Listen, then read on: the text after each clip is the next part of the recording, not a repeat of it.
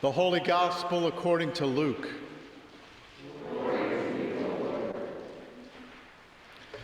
Now all the tax collectors and sinners were coming near to listen to Jesus.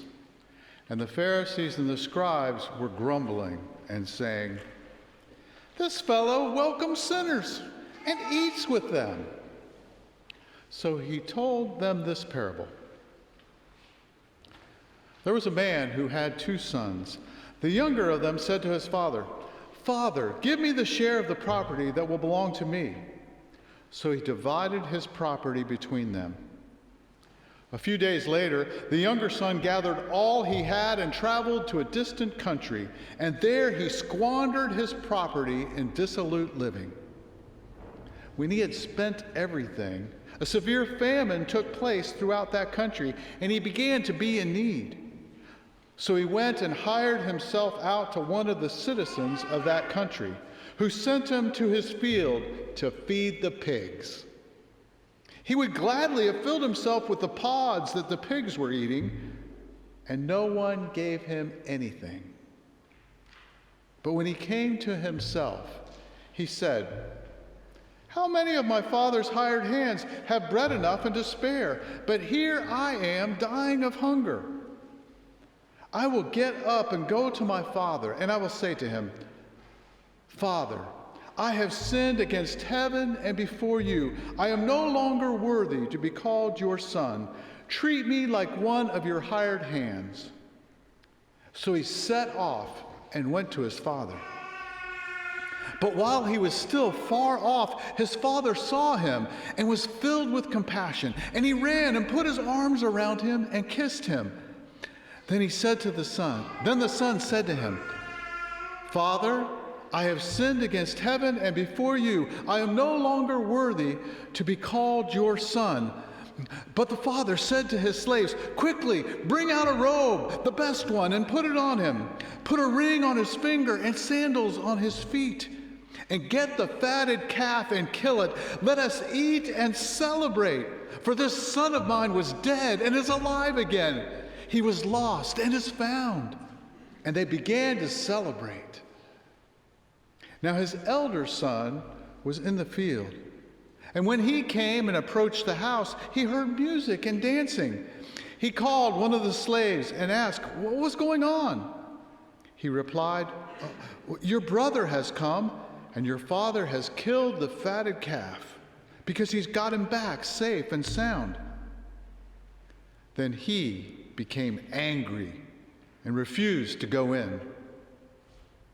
His father came out and began to plead with him. But he answered his father, 'Listen, for all these years I have been working like a slave for you, and I have never disobeyed your command. Yet you have never given me even a young goat so that I might celebrate with my friends. But when this son of yours came back, who has devoured your property with prostitutes, you killed the fatted calf for him?' Then the father said to him, 'Son, you are always with me, and all that is mine is yours. But we had to celebrate and rejoice, because this brother of yours was dead and has come to life. He was lost and has been found.'" The Gospel of the Lord. Praise to you, O Christ.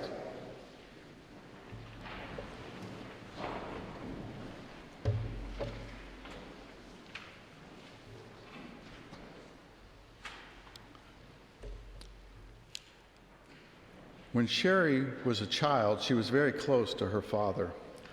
The time she most experienced this closeness was when they would have these big family gatherings with all the aunts and uncles and cousins. And at some point, someone would pull out an old record player and put on polka records, and the family would dance. Eventually, someone would put on the beer barrel polka, and when the music of the beer barrel polka played, her father would come up to her, tap her on the shoulder, and say, "I believe this is our dance." And they would dance.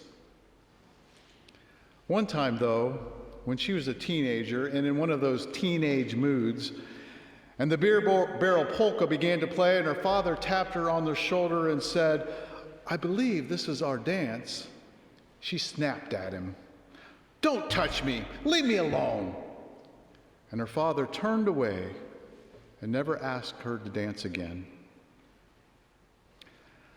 Our relationship was difficult all through my teen years, Sherry said.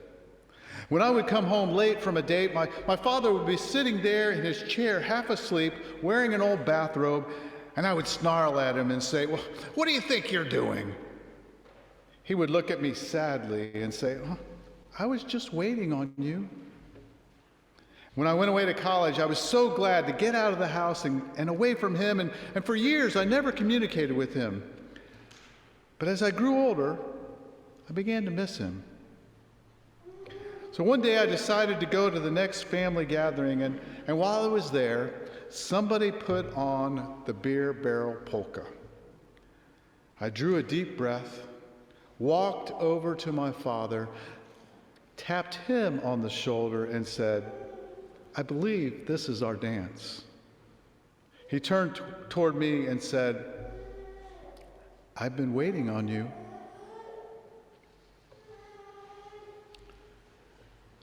There was a man who had 2 sons. Many who hear this story connect the story of their own lives to one or the other of those 2 sons. And maybe you connected a bit with Sherry's story, which I think has some emotional ties more to the younger son in Jesus' story. And people who struggle with envy and often compare themselves and their accomplishments with others might relate more closely to the older brother. Birth order can even play a role of which son one sees themselves in this story. I have a pastor friend who's an older brother to a younger brother who has struggled all his life with alcoholism, and he knows at times how he's kind of been like that older brother in this story. But today, I want us to focus more on the father than on either one of the sons. Many assume the father to be the one exhibiting characteristics of our God, which is well and good. But I think he also has much to teach us about how to navigate things like the triangles of our relationships. He shows us how to navigate that delicate balance of closeness and distance in relationships. For these 2 sons need different things from their father. The younger one thought he needed some more space, and his father consents to give him his freedom by granting him his request to share the inheritance. He also needed the closeness that the father provided once he came to himself and headed home.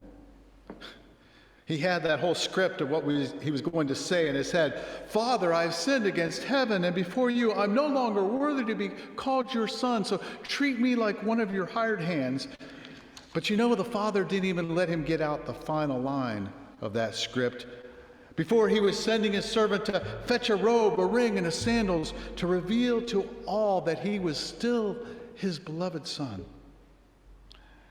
There was actually a ritual, probably back in Jesus' day, in that the local community could use to excommunicate someone who had done something like that son had done. And so these signs of his identity of being a son were very important. And then the father accentuates his joy at his son's return by throwing a party. Poet-pastor Steve Garnaas Holmes connects the father's actions here with God's stance towards us. He says, "God is not bound by our shame. The robe and ring are not merely gifts, they signify family, belonging. You can't unbelong from God's family.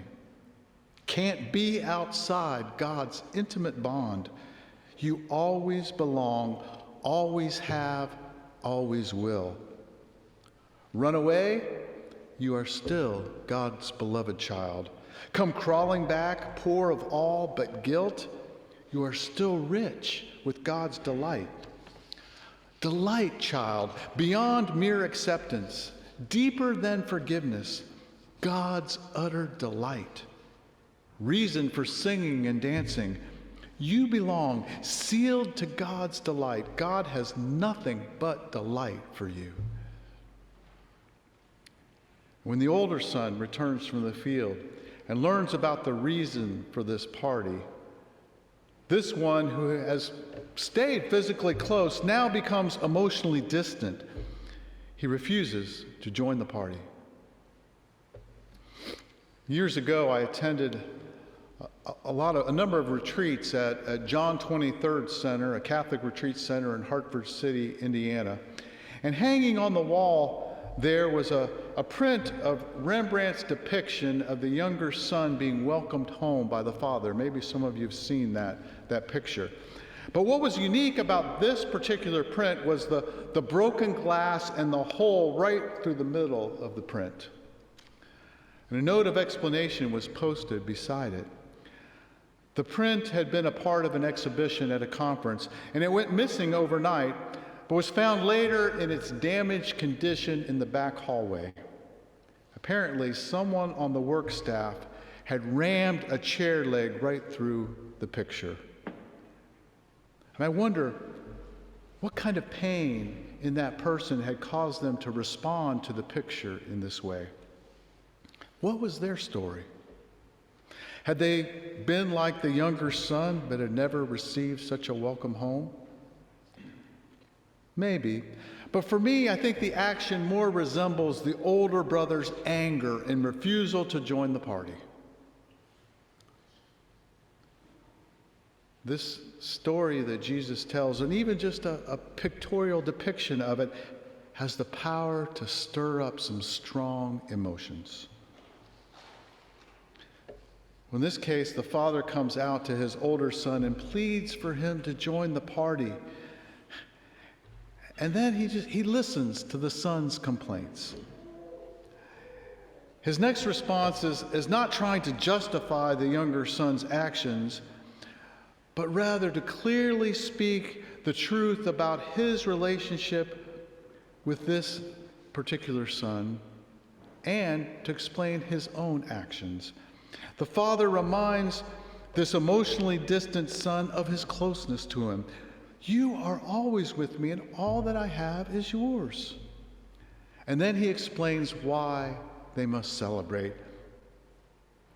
He's actually inviting this older son to discover Easter. And it's not the first Easter connection in this story. For when that younger son was contemplating returning home and he comes to himself, he says, well, I will rise up and go home. And we, in our translation, have just said he'll get up.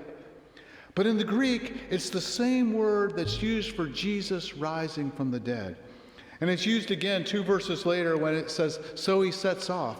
It's really, he rises up to go. And we hear it that it's Easter again here as the father says to this older brother, this brother of yours was dead and has come to life. He was lost and has been found. This father wants his older son to recognize how he has gotten lost while not even leaving home. And the story ends with us wondering whether he will come to life himself and join the party or not. The father knows that love cannot be forced. He can't force these two brothers to love one another. But he can remain connected to each of them. He can share with each of them how much they are his beloved sons. He can demonstrate for them and for us how to live each moment out of a love-filled Easter joy, full of grace and welcome for all. Yes, standing in the very center of our lives is the God who says to us, everything I have is yours. All that I am is for you, and I've been waiting on you. Can you imagine our taking cues for how to be in community together from the Father in this story? Could this be our call to speak our truth in love, to not only receive compassion, but to show compassion, to not only be welcomed home, but to be a safe place of welcome for all, to be both forgiven and forgiving? Can we be like this Father who never stops loving both sons, even when they are lost and distant? Living together in community is hard work. It does take willingness to forgive, to listen deeply in order to better understand one another. It's not easy to balance the need for both closeness and distance in our relationships. It takes intentional effort to remain connected when the forces of emotional distance seek to pry people apart. Healthy relating takes many of the qualities exhibited by the Father in this story. And perhaps one more thing. It takes walking the way of the cross with Jesus. Keep in mind that he's telling this story on his way to Jerusalem. And by his own dying and rising, we too can begin to live more fully out of God's love and grace. So how might we die this day to wasting our lives away in frivolous pursuits? How might we die to our jealousy, resentment, or sense of being better or less than others? How might we die and rise to be new creations, living in unity with God and all our brothers and sisters on this planet Earth? This, after all, is an Easter story. The son who was dead is now alive. And that's the Father's desire for both sons. And whether we're lost in wanting a more ordered world in which people get what they deserve, or whether we've wandered far from home and squandered away our lives, Jesus reminds us today that the lost can always be found. And when the lost are found, it's time to celebrate. So listen closely. Take a deep breath. Return to the Lord your God, and you just might hear those dear, sweet words. I've been waiting for you. Amen.